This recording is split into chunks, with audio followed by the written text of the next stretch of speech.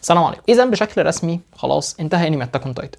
انتهى واحد من اكتر الانميات اللي انا كنت بحبها، واحد من افضل الانميات اللي نزلت في اخر 10 سنين، واحد من اكتر الانميات اللي احنا اتكلمنا عليها قبل كده في حلقه لوحدها وقلنا ان هو ليه هو اكتر انمي مشهور حتى من بين الناس اللي ما بتتفرجش على انمي. واخيرا بينتهي الانمي. بنقدر خلاص ان احنا دلوقتي نقيم الانمي ده بشكل كامل، بنشوف النهايه، بنشوف فلسفه البطل، بنشوف هل الانمي ده فعلا كان يستحق الضجه دي ولا لا. والاجابه طبعا ببساطه يعني ان طبعا كان يستحق كل الضجه اللي عليها دي. وهل النهايه عجبتك ولا لا؟ انا هقول لك ان بصراحه النهايه دي عجبتني جدا، وهي كانت اكتر نهايه منطقيه بالتسلسل اللي انت كنت ماشي بيه. وطبعا عايزين نتكلم عن فلسفه ايرين او فلسفه البطل ايرين في مبدا الحريه او السلام. هل هو كان صح او كان خاطئ؟ وتعال نشوف بقى التسلسل بالانمي بالكامل كده واحده واحده. قبل ما نبدا بس الفيديو عايزين نقول حاجه بسيطه جدا، وهي ان بعد هدنه استمرت 4 ايام لسه مستمر القصف، لسه مستمر عدد الشهداء، لسه مستمر عدد الاطفال اللي بتموت، لكن ما فيش اي حاجه حصلت، بل ويمكن المعدل زاد كتير جدا. وشفنا ان الفتره الاخيره كمان بعد ما الهدنه خلصت شفنا ازاي الموضوع بيحصل، شفنا ازاي الاعتداءات بدات تزيد. فالموضوع ما انتهاش يا جماعه ولا حاجه، الموضوع بيزيد. فرجاء شخصي او ده واجب علينا كلنا ان احنا ما نبطلش ان احنا نتكلم عنه. شير، نزل بوستات، نزل تويتات، اعمل اللي تقدر عليه. ما تموتش القضيه، ما تعتدش المشهد، اتكلم لو قادر تتكلم، انصرهم باي شكل ممكن تقدر تعمله، لان ده اقل حاجه احنا كلنا نقدر نعملها. ادعي لهم لان ده اقل حاجه برضو احنا نقدر نعملها. ربنا يا رب يرحم شهدائهم، ربنا يا رب ينصرهم على عدوهم، وحسبنا الله ونعم الوكيل. طيب، الحاجه الاولى اللي انا عايز اتكلم عليها ببساطه وهي فلسفه البطل ايرين. فلسفه ايرين في تحديد فكره او الفكره بتاعته عن الحريه. ايرين ببساطه الفكره اللي جات له عن الحريه بتاعته وهو ان انا لازم اقضي على جميع اعدائي او اقضي على جميع الناس اللي معارضاني من مبدا الحريه بتاعتي، او من الاخر اقضي على كل الناس ما عدا الناس بتوعي عشان اقدر اوصل للحريه بتاعتي. وده طبعا يعني مش عايز نخش في تفاصيل يعني، ولكن ده طبعا مبدا خاطئ جدا. ايرين من اول الانمي لحد اخر الانمي الكاتب عايز يقول لنا ان ايرين ما اتغيرش، ولكن هو جات له لحظه كده هو حس فيها ان هو لازم يغير شخصيته او يمثل شخصيه تانية عن الشخصيه اللي هو عاملها عشان بس يقدر يوصل للي هو عايز يوصل، عشان ما فيش اي حد يعارضه، عشان ما فيش اي حد يحاول ان هو يستعطفه. فهو كان لازم يكون الشخص اللي كان عليه في الاجزاء الاخيره دي. ايرين قرر وفي لحظه ما ان انا مش هكون هذا الطفل، انا لازم اتغير، اتحول، اكون شخص تاني عشان بس اقدر اوصل للهدف بتاعي. بيلوث ايديه عشان الاخرين ما يلوثوش ايديهم، او عشان الاخرين يعيشوا حياه افضل. وهو نوعا ما عمل كده، ولكن برضو اللي هو غلط فيه وهي فكره ان ده طفل معاه قوه تقدر تهد العالم كله. فببساطه الطفل ده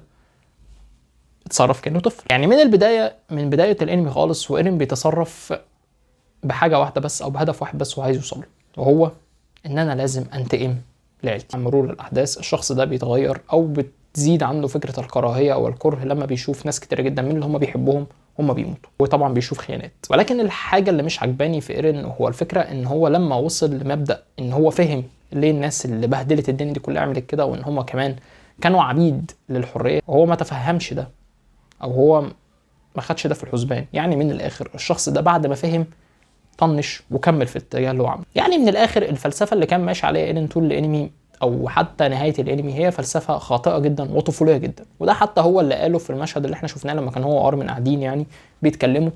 عرفنا فيه ان ايرين لسه هو الطفل اللي احنا متعودين عليه، هو نفس الطفل اللي بيعيط، هو نفس الطفل البكاء. وده اللي هو بيلخص لك الفكره كلها بتاعت الانمي او الفكره كلها بتاعت ايرين عن مبدا الحريه، ان انا شخص مش عارف انا بعمل كده ليه، بس انا كان لازم اعمل كده.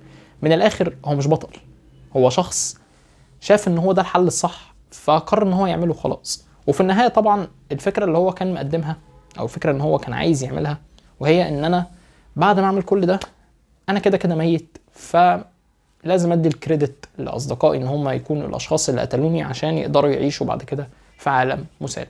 وطبعا ده مش كله صح، وده ببساطه اللي حاول اسياما ان هو يوصله لنا، ان ايرين هو طفل، هو مش بطل، ولكن هو طفل جات له القوه الخارقه اللي هو يقدر بيها يمحي العالم كله، فاستخدمها أسوأ استخدام ممكن، واستخدمها بهدف الانتقام.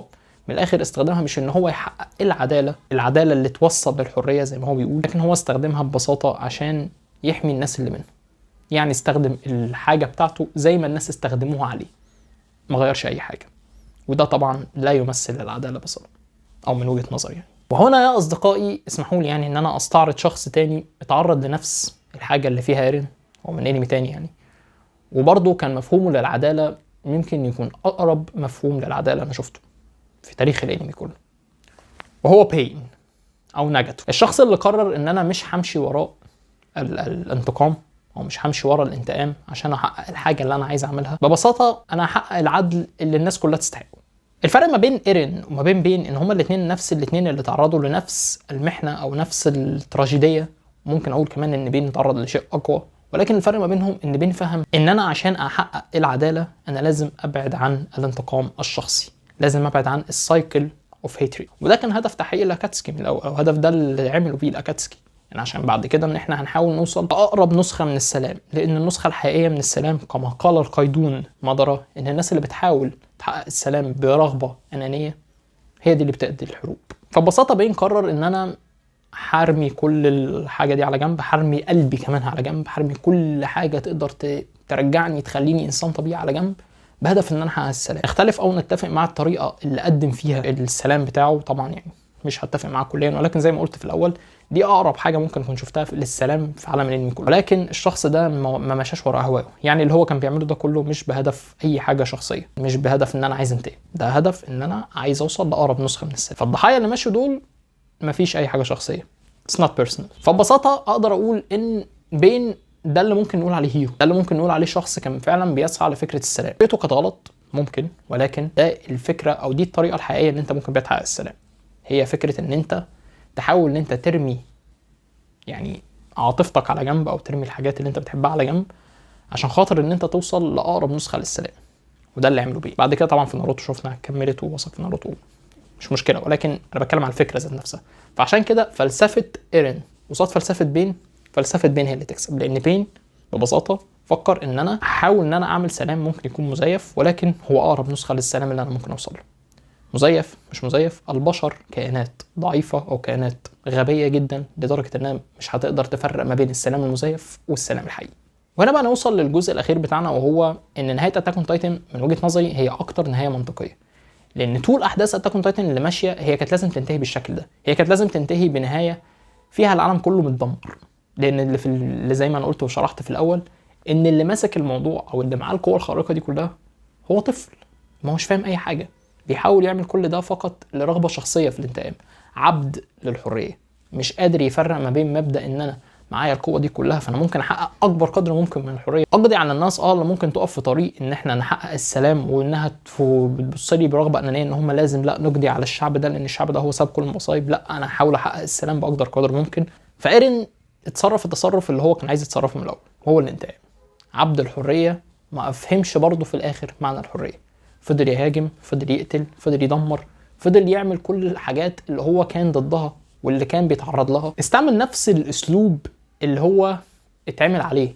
يعني هو كان قاعد في امان الله في مدينته، مره واحده عمالقه بتكسر السور بتاعه وبتدمره وبتقضي عليه. نفس كل ده هو نفس اللي استعمله عشان يدمر كل العالم. فده لا يعبر عن العداله ولا يعبر عن الحريه باي شيء، ولكن لان ده طفل كان لازم يعمل كده، لان هو ما هوش فاهم اي حاجه. فايرين ببساطه هو مش بطل، هو مش شخصيه بطوليه، ولكن هو شخص قادته مشاعره ان هو يعمل كده. فعشان كده دي كانت اكتر نهايه منطقيه ممكن تبص لها، وهو ان الناس اللي حيه والناس اللي عايشين بس هم اصدقائه. ممكن الحاجه اللي ضايقتني ان في ناس بعد كل اللي عملته لم تستحق النهايه التي تستحقها، وهي فكره مثلا واحد زي راينر بعد كل اللي عمله ده هو عايش نهايه سعيده بس عادي يعني. ولكن ببساطه اقدر اقول ان دي كانت اكتر نهايه حلوه ممكن اشوفها من اتاك اون تايتن. وطبعا العبقريه في النهايه في الكام ثانيه اللي في الاخر كده والاغنيه شغاله، ان هو بيوريك برضو ان بعد ما وصلنا لاكبر قدر ممكن من السلام برضو مفيش سلام، وبرضو البشر هيفضلوا يتحاربوا، هتدمر العالم كله فيبقى جزء صغير جدا من العالم هو ده الجزء اللي هيتعلم السلام بقى وهيشوف الحريه والكلام ده، برضو ما تحققش. البشر كائنات لا تعرف السلام، عشان كده المفروض ان انت توصل لاكتر حاجه قريبه من فكره السلام، لان السلام الحقيقي مش هيتحقق. فعشان كده زي ما ارمن قال احنا عايزين نوصل لابعد فتره فيها سلام، عشان بعد كده برضه هيفضل في حروب، وده اللي برضه احنا شفناه في نهايه انمي اتاك اون تايتن. فببساطه نهايه انمي اتاك اون تايتن هي اكتر نهايه منطقيه كان الانمي ماشي بيها من بدايه الانمي لغايه النهايه. نهايه منطقيه جدا، نهايه جميله جدا من وجهه نظري، حبيتها جدا، تفهمتها جدا، تفهمت الفكره اللي كان الكاتب بيحاول يقولها من البدايه، ان هو ما ضحكش علينا، ان الفكره كلها ان هي كانت قوه مدمره خارقة ممكن تدمر العالم كله، بس كانت في ايد طفل واحد بس هو اللي قدر ان هو يقنع القوة الخارقة دي والشخص اللي كان مسؤول عن القوة الخارقة دي ان هو ببساطة استعمل القوة دي بس. يعني الموضوع ما فيهوش بطل، ما فيهوش خير، ما فيهوش شر، هي فكره انها فلسفه لازم كلنا نفهمها. ودي كانت اكتر حاجه عجباني بصراحه في انمي اتاك اون تايتن. والحاجه اللي ببساطه انا طلعت بيها من الانمي ده وانبسطت جدا ان النهايه راحت كده. فببساطه اتاك اون تايتن ككل كده هي كوليكشن لازم كلنا نتفرج عليها، لازم الناس تتفرج عليها وترجع تتفرج عليها اكتر من مره، لانها حاجه مش بتكرر كتير. مفيش انميات كتير هتطلع زي اتاك اون تايتن ده تاني، فكانت حاله لازم الناس كلها تتفرج عليها. وانا الصراحه استمتعت في رحله ال10 سنين اللي انا اتفرجت فيها على اتاك اون تايتن دي جدا جدا. شكرا لسياما، شكرا كل الناس اللي اشتغلت اتاك اون تايتن، ان انتوا قدمتوا لنا تحفه فنيه ستظل خالده في التاريخ. وبس كده، شكرا لكم على صوتكم من هذا الفيديو، اشوفكم ان شاء الله في فيديو جاي. السلام عليكم.